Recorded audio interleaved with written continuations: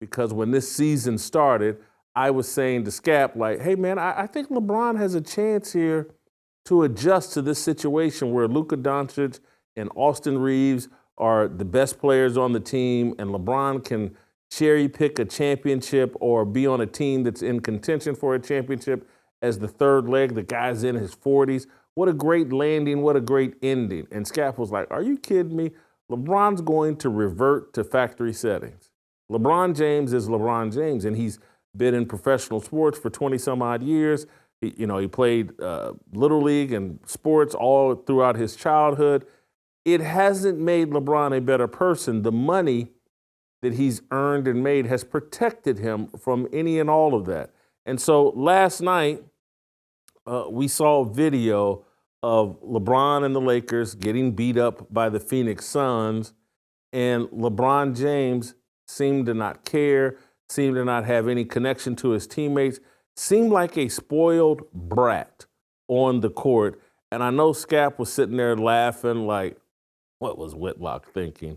So let's play a couple of these clips just to show you what LeBron was doing. Let's start with shot 3, and then we'll play shot number 10 kind of back to back.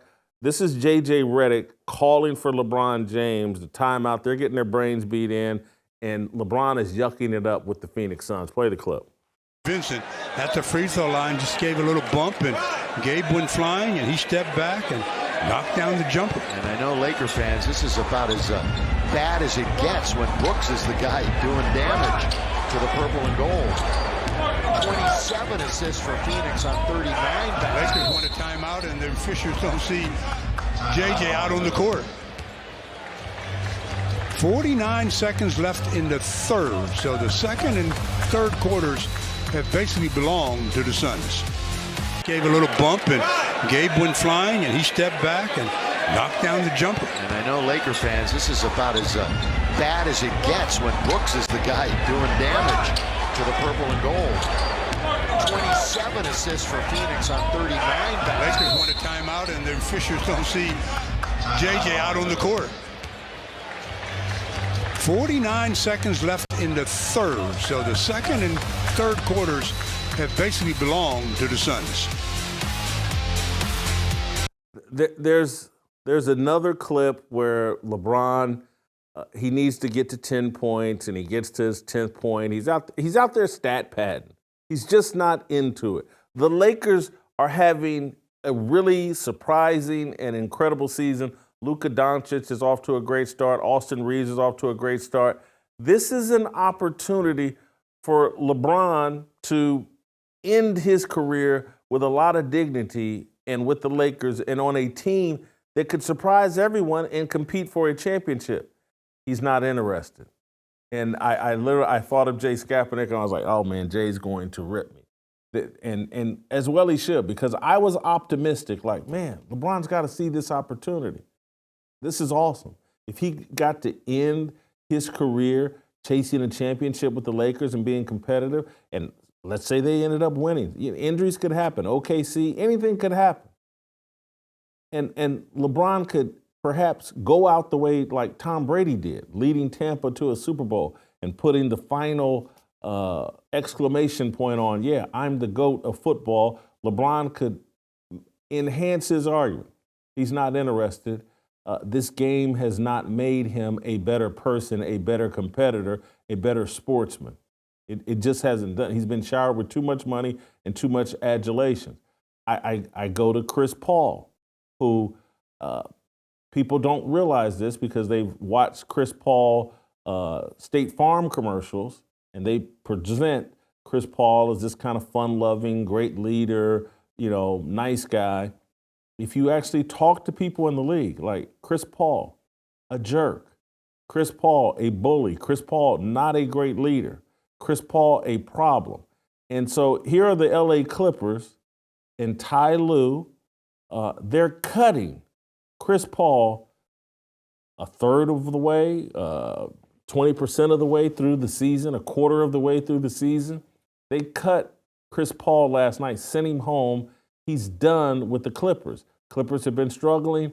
You can't convince me that if Chris Paul were being a leader, and in the foxhole with Tyronn Lue and the Clippers and trying to help establish a culture of winning. There's no way they cut Chris Paul.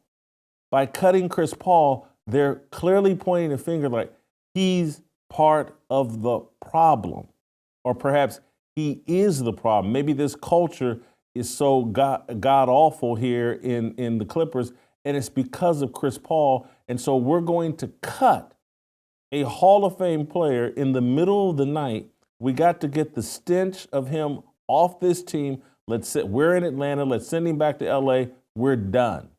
This is Chris Paul. He's pushing 40. Been in the league a long time. Are we seeing the best of him? Are we seeing like what Dr. J became, the elder statesman, the classy person of the NBA? Are we seeing that from Chris Paul or LeBron James? No, we're not. We have ruined sports. We've created a bunch of beastie boys who are sabotaging sports. And I'm going to throw a third name. This has nothing to do with the NBA, but I look at Lane Kiffin, and I'm just telling you, I've rooted for Lane Kiffin. I get that Lane Kiffin, I like his humorous personality, but the guy's 50 years old, and he just exited Ole Miss in one of the most embarrassing, narcissistic, selfish fashions ever. And so these are the elder statesmen.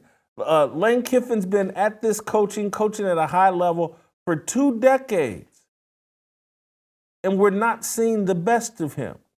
Chris Paul, LeBron James, they've been in the NBA for 2 decades, and we're not seeing the best of them. We're seeing spoiled kids throw tantrums on their way out the door. What is sports producing these days? It's not bringing out the best and brightest from these young men that participate and get spoiled by all the riches. Lane Kiffin puts out in a statement basically that everybody at Ole Miss, the players, wanted him to stay and coach. And you go to Twitter and you're seeing players with their chest out like, that ain't true. Lane Kiffin, we were like, deuces, Lane.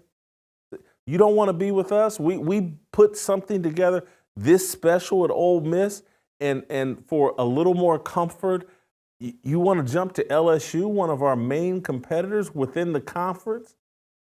You've made God knows how much money coaching for all these years, but a little more money and a little more comfort, and you're out of here, and now you want to tell everybody, oh, we begged you to stay? And they're like, no, that's not what happened. And I believe SOT number 4, this is a reporter explaining that Lane Kiffin was actually told to hit the road, Jack. Play SOT 4. And Lane Kiffin loves to argue semantically. At the end of the day, you did address the Players' Leadership Council, which includes Bryson Sanders, Austin Simmons, TJ Daugherty, a number of players after Keith Carter. And honestly, I know I've talked to the players in that room on that Leadership Council, the ones that you first wanted to address, and they told you just leave now. And they did. Yes. The players told him that. Yeah, the Leadership Council, because like he was like, and after that it was over. Like, you're not, of course, not dressing the team. They're moving on now. You see what I'm saying? So Yes. He says the players didn't let me talk to the players. You talked to the Leadership Council and they told you to leave because you obviously didn't want to be here anymore. And these guys have been working for this their entire life. Yes. They're on the doorstep of winning a national championship. Forget about the Ole Miss history or the Lane Kiffin history. Think about what these kids have done. They're the ones that got up every 5 a.m. in June and ran stadium steps. Mm-hmm. They're the ones that have been grinding in the muck. And it was you saying, because we didn't come here. He said it, Lane. We didn't come here to be good. We came here to be great. So they strove and they became great. And when they became great, what'd you do? Deuces. You walked. That, I believe, is the kid that on a podcast said that Lane you can't turn a hoe into a housewife, and Lane confronted him. And it's funny, I can't remember the kid's name, but he and Lane, I believe, got into a confrontation. So I go to look up who the kid is on Twitter, and he's got me blocked. I don't know what I did to this kid. I don't even know his name, but he's got me blocked. So get a little bit woke, but probably, that's my speculation. But he's right about Lane Kiffin. The sports world, and sports. What values is it teaching other than, hey, you can get rich? We've turned sports into Hollywood. This is not progress. And all the people that worship money and think money, the more got to pay the players, the more it's all great. And all this money that's getting rained on the athletes, particularly the black athletes, it's going to trickle down to us. No, you're suckers. These are some of the most spoiled, entitled young men that are now grown men. And the sports world has groomed them into being spoiled, entitled, narcissistic, uncaring, disloyal. We have transformed sports from a force for good to a force for bad.